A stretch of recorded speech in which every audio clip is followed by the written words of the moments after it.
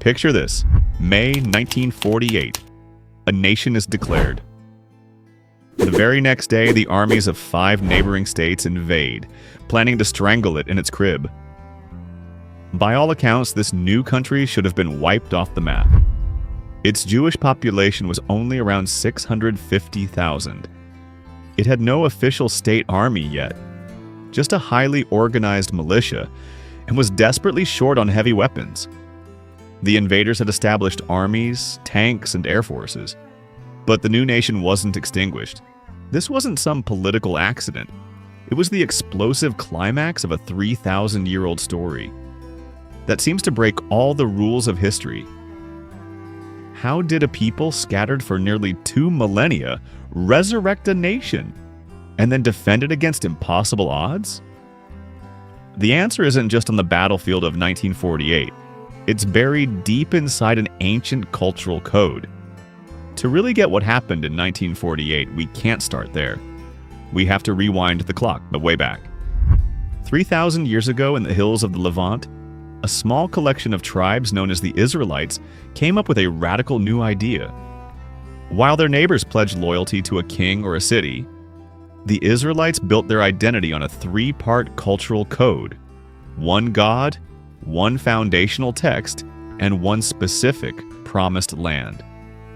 This wasn't just about geography, it was about destiny. The land of Israel was woven into their creation story, promised to their patriarch Abraham and his descendants. This bond between a people, their God, and a particular piece of land created a new kind of nationhood, one that was as spiritual as it was physical. Their laws, their holidays, their entire collective memory, it was all tied to the soil under their feet. This created an incredibly resilient, portable code for survival. And it got tested early. Around 586 BCE, the Babylonian Empire conquered the kingdom of Judah, smashed the first temple in Jerusalem, and dragged much of the population into exile. According to the old rules of history, that should have been it. Game over. But instead of just assimilating and disappearing in Babylon, the exiles clung to their code. They painstakingly gathered their sacred texts and traditions, essentially building a virtual homeland out of shared memory. This was the first proof that their identity was something more than just political. But the real trial by fire began in 70 AD. After a failed revolt, the Roman Empire crushed Jerusalem, tore down the Second Temple, and started a process of scattering the Jewish people across the known world. Now, for any other ancient people, this would have been the final chapter. Peoples like the Phoenicians, the Philistines, and the Moabites saw their distinct political identities fade from the pages of history. But the Jews didn't. For almost 2,000 years, they survived in foreign lands, often as unwelcome guests, facing expulsions, forced conversions, and massacres. So, what held them together? That cultural code. It wasn't preserved by armies, but in the pages of their texts and the rhythms of daily life. 3 times a day in prayer, they faced Jerusalem. Every year at Passover, they'd end the meal with the same stubborn promise: next year in Jerusalem. This wasn't just a nostalgic wish. It was a brilliant strategy for national survival. It kept the memory of home alive, turning a place on a map into a central pillar of their identity, passed down through hundreds of generations. And at the heart of it all was their language: Hebrew.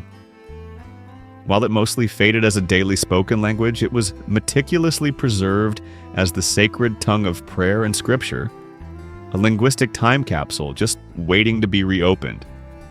It was their cultural software, dormant but never deleted. Before we uncover how they rebooted their entire civilization, I have a question for you. Which impossible military feat did this newly resurrected nation pull off in 1967? A. The Six-Day War, defeating 3 armies in under a week. B. The Entebbe Raid, rescuing hostages thousands of miles away. C. Operation Opera, destroying a nuclear reactor. Drop your answer in the comments right now. If you guessed A, the Six-Day War, you were absolutely right. Then came the 19th century, which set the stage for the code's final reboot. Nationalism was sweeping across Europe, which was both a threat and an opportunity. For many Jews, it meant more persecution, but for others, it lit a fire. If the Italians and the Greeks could revive their ancient nations, they asked, why not the Jews? Into this moment stepped Theodor Herzl, a secular journalist from Vienna. After seeing the vicious anti-Semitism of the Dreyfus Affair in Paris, Herzl decided that trying to just fit in was a failed experiment. The only real solution, he argued in his 1896 pamphlet, The Jewish State, was for the Jewish people to have their own country in their ancient homeland. Herzl was a modern-day organizer, not a prophet claiming divine revelation. In 1897, he brought together Jews from 17 countries for the first Zionist Congress in Basel, Switzerland. They created the World Zionist Organization with a clear goal: to establish a home for the Jewish people in Palestine secured under public law. Herzl famously wrote in his diary, "At Basel, I founded the Jewish state. In 5 years perhaps, and certainly in 50, everyone will perceive it." He was off by just 1 year.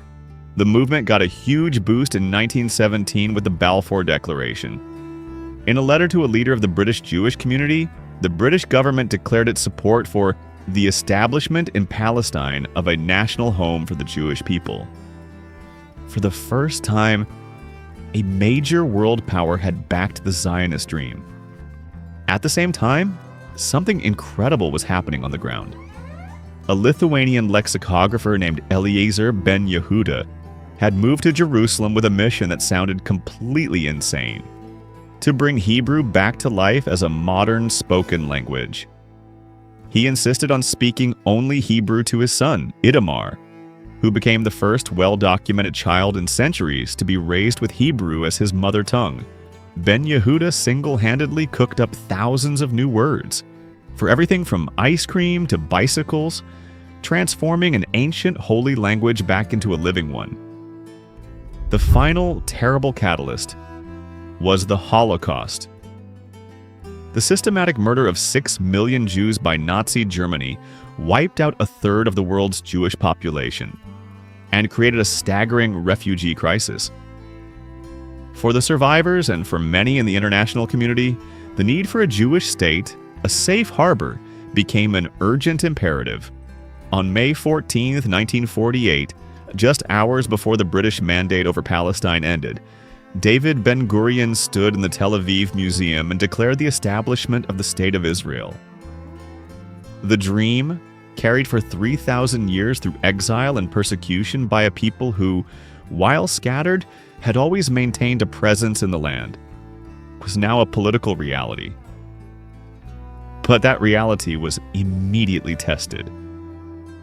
It's important to remember that a brutal civil war between Jewish and Arab forces had already been raging in Palestine for months. The declaration turned that conflict into a full-blown international war. The very next day, the armies of Egypt, Syria, Transjordan, Lebanon, and Iraq invaded. On paper, it looked like suicide.